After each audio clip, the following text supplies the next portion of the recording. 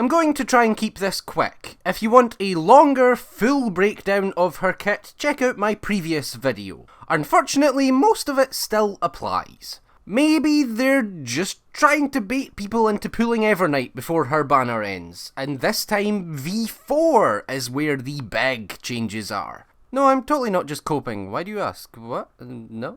Despite Cyrene being in desperate need of changes in order to make her a true, clean upgrade for pretty much anyone, they haven't touched her core issue. Her ult generation is still crap and went completely unchanged. It's quite unbelievable that they didn't even tweak any of her passives to improve it slightly. Which is quite strange because they changed Anaxa's buff to be able to buff erudition units. Instead of just buffing himself during the turn Cyrene gives him, he now gives the 60% attack and 40% skill damage to all erudition allies.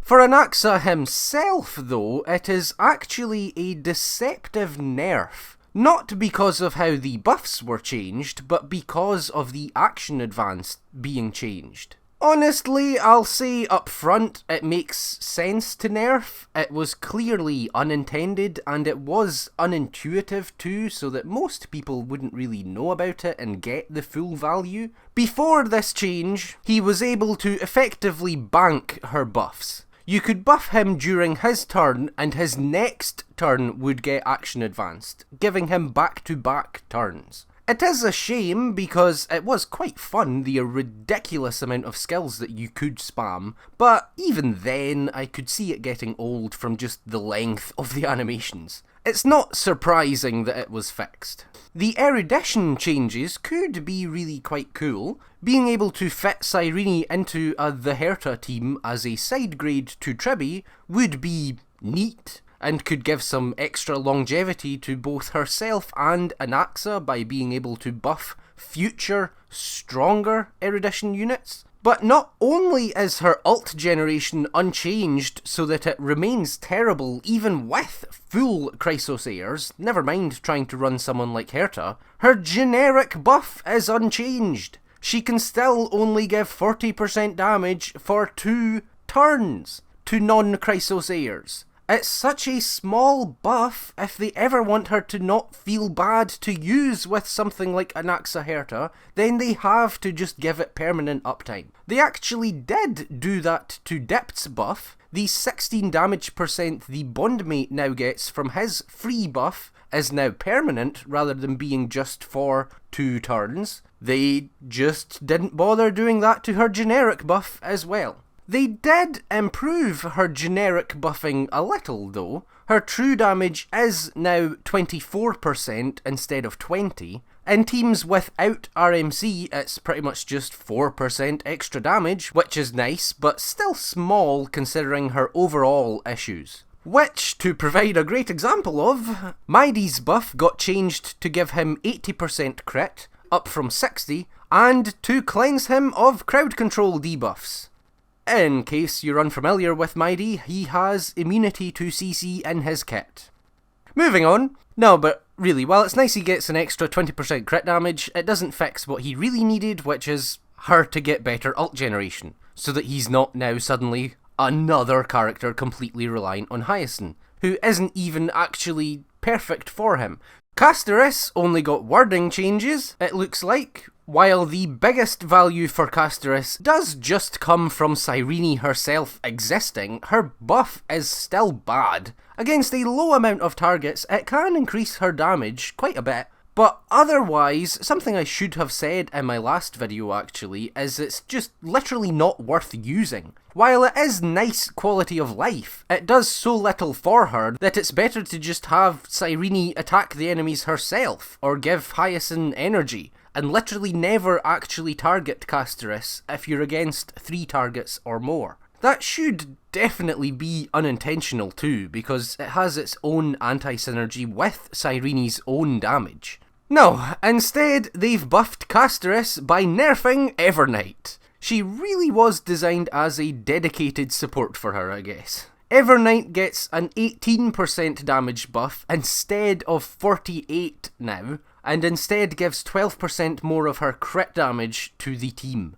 RMC has also been nerfed. The unique buff Cyrene gives was actually buffed to now give 72% of Cyrene's crit rate rather than 60%. Definitely good, mostly serving to make RMC less annoying to use by making them easier to build. But RMC themselves received a direct nerf to their damage, with their new damage multiplier now going down from 200% attack to 160%. It sucks, but RMC did actually seem to be doing quite well as a DPS with her. As much as anyone is doing well with her at the moment anyway. Lastly, Phainon has been tweaked. Definitely an improvement, but nowhere near enough. She now gives him 6 core flames and crit damage based on his excess core flames. When he's below E6, he can only hold 3 in excess, so it's 36% crit damage, and when he's E6, it's 72%. That probably sounds pretty scummy, but she really does reduce the value of his E6 if you run them together, so it is actually good that she gives him something extra at E6, just they've decided to do that in the most blatant and off-putting way possible, maybe. He now also gets 4 points of Scourge for a free meteor when his ult refreshes. A nice change, something to give value to the infinite ult, and make up for losing his 50% attack buff from not being able to ult a second time, and the smaller amount of meteors you'll be able to get in general from not being able to use Ceredra's ult for more charges, but obviously it is not enough to actually make up for all of those things. Lastly, the additional fire damage he deals was nerfed. It's now 10% instead of 30%. I guess, fair enough. Better he gets actual buffs rather than any of the power budget being spent on this, which only exists for lore,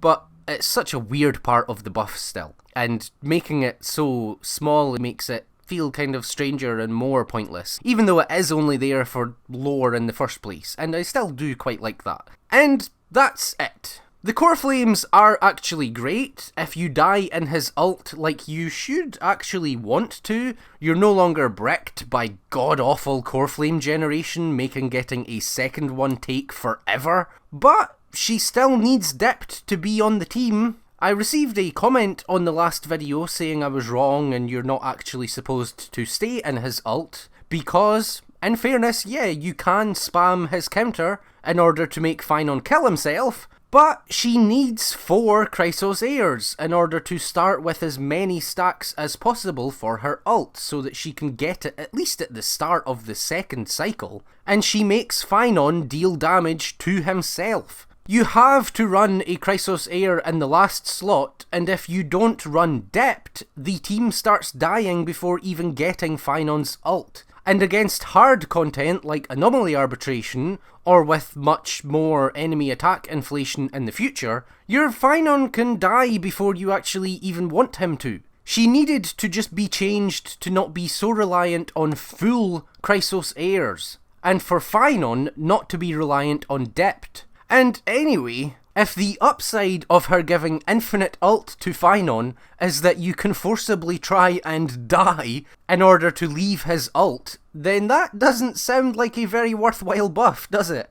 And it's where the majority of her power budget is for him. Right now, I think if you could leave whenever you want, you'd probably want to leave right after the free meteor you get from it refreshing, so after 1 extra action. Although I'm really not sure about that, the update just came out, and it depends a lot on how it plays and practice and showcases that I haven't had a chance to see yet, and depends on the new core flame generation and everything, and also depends on the fight and situation. It would at least be more versatile being able to stay in his ult if you need to, but come on. It's fundamentally not a good buff if the main thing you want from it is to be able to get rid of it. On top of it just being less fun and interesting because it removes half his kit and gameplay loop and unique team building requirements and identity. That is all of the unique buff changes.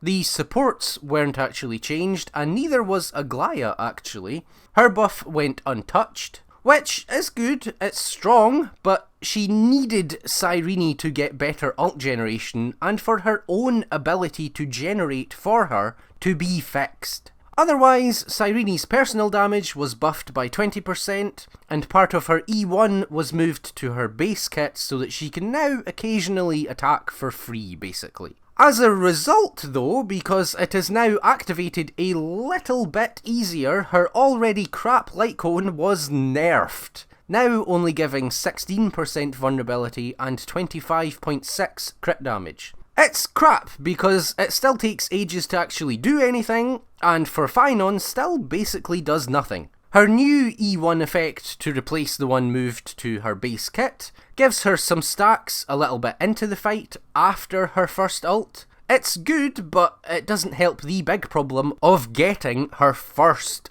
ultimate. And E2 was buffed to match the baseline true damage buff. Still bad though, her Eidolons should probably still increase damage less than even Sunday's bad Eidolons. Just don't. Her E2 really is just a triple cost E0. You get E2 to make her actually work for what she is intended for. It's not like her E2 then makes her a good universal generic buffer, it just makes her able to do what she is supposed to be able to do. I guess they were on holiday the past week, so V4 is instead going to be the one with big changes. I'm totally not huffing copium. That's some good stuff. But no, yeah, that probably is actually true. I don't know why they decided to release a character like this with such a complicated kit during a time when they knew they would have national holidays and have to delay things and go slower. I don't know, it's strange. Maybe they'll extend the beta and have an extra version and do more changes, but that seems unrealistic. Thank you so much for watching. Until hopefully next time, bye.